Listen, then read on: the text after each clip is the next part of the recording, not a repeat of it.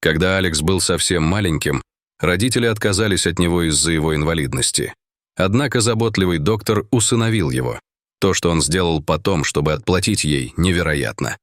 Был час ночи, когда родители Алекса осторожно выскользнули из дома, несколько раз оглянувшись, чтобы убедиться, что за ними не наблюдают. Они положили ребенка на заднее сиденье своей громоздкой машины и умчались. Примерно через 30 минут они подошли к порогу больницы, где родился Алекс. К счастью для них, охранника нигде не было видно. Он мог выйти в любой момент, поэтому им нужно было действовать быстро. Отец Алекса даже не потрудился выйти из машины. Мама быстро сняла его с сиденья, положила в корзину и опустила на пол. Не оглядываясь, она вбежала обратно в машину и уехала со своим парнем. Ни один из них не чувствовал вины за то, что бросил своего единственного ребенка, и все потому, что он не соответствовал тому, что они могли бы назвать красивым и здоровым ребенком. Алекс родился со странным аномальным наростом на шее. Этот недостаток создал барьер между ним и его родителями, поскольку им было трудно наладить с ним контакт. В большинстве случаев, после того, как мама кормила его грудью, она сразу же забирала его и запирала в комнате, чтобы его не увидели нежданные гости.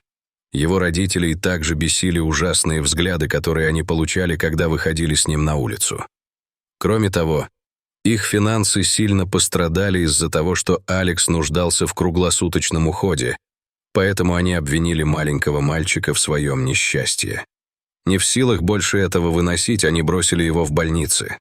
Маленький мальчик лежал на холоде, не плача и не издавая ни звука. Казалось, он знал, что он совсем один в этом мире, и ему нужно быть сильным самому. Только в 7 утра уборщица, наконец, заметила корзину в углу, куда мама Алекса заботливо спрятала ее. Она пришла в ужас, когда поняла, что у брошенного, спящего 6-месячного ребенка был аномальный нарост на шее. Охваченная тревогой и жалостью, она быстро взяла ребенка на руки. Она отнесла его в больницу, чтобы согреть от холода, от которого его кожа уже побледнела. Уборщица, не теряя времени, поделилась ужасающей находкой с персоналом. Все они волновались за маленького мальчика и делали все возможное, чтобы ему стало лучше. Они кормили его, баюкали и пели для него песни.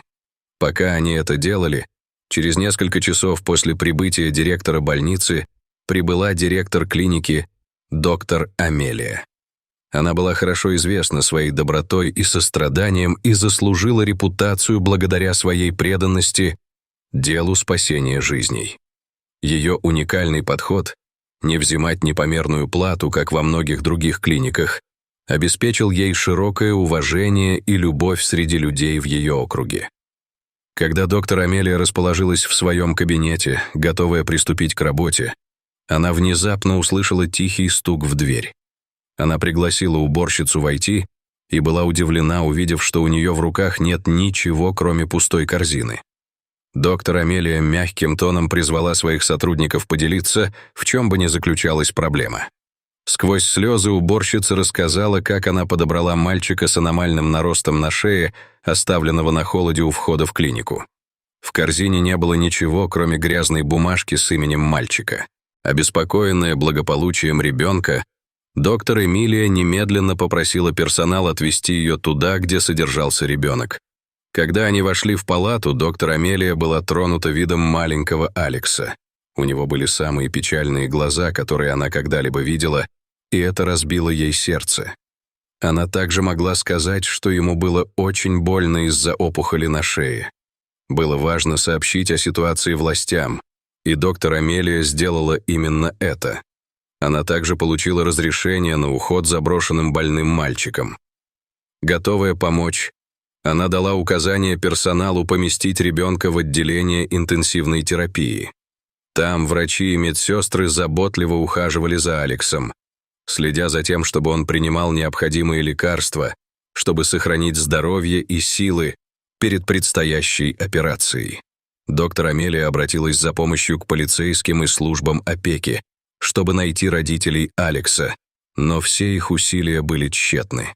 Им даже удалось найти свой дом, но когда они вошли туда, там было пусто. Они словно растворились в воздухе.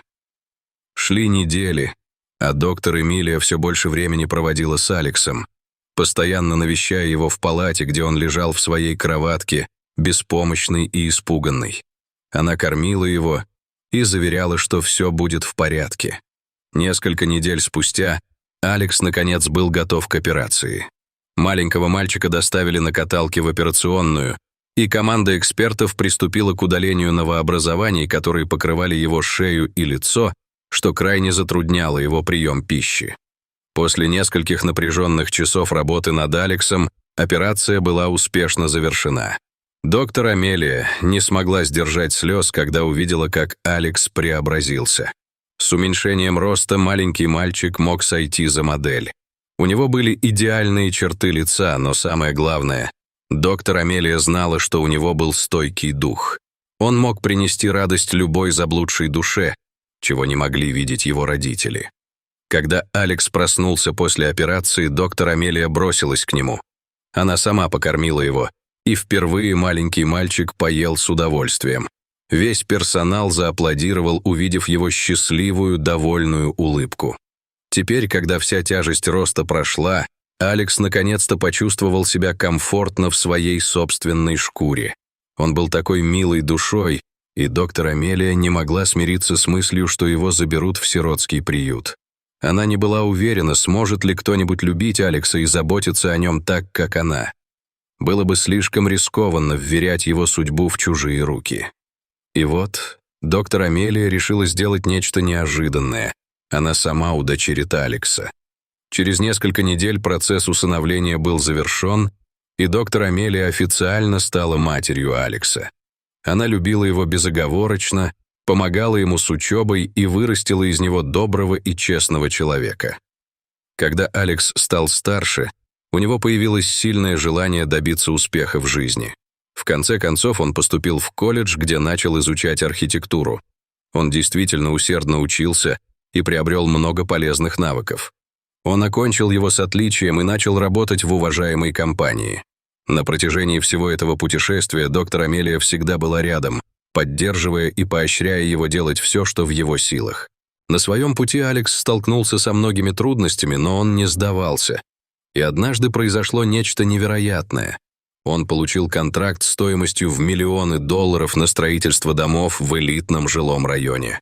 Алекс приложил максимум усилий к этому проекту, используя свой архитектурный опыт для создания домов, которые привлекли бы внимание людей. Когда проект был завершен, в результате были представлены великолепно выполненные дома изысканной красоты и качества. Благодаря своей непоколебимой целеустремленности и усердным усилиям, Алекс добился замечательных успехов. О нем писали в журналах и брали интервью у нескольких местных изданий, а история его успеха облетела всю страну. Именно тогда его биологические родители обнаружили, что их ребенок не только жив, но и счастлив и процветает. У него даже не было того странного нароста на лице, и они обратились к нему, умоляя дать им возможность снова стать его родителями. Однако Алекс прямо сообщил им, что в его сердце для них не осталось места. Они ушли в то время, когда он нуждался в них больше всего, и теперь он был склонен ответить им тем же. Шли годы, и Алекс становился все успешнее и богаче. Он был всем обязан доктору Амелии.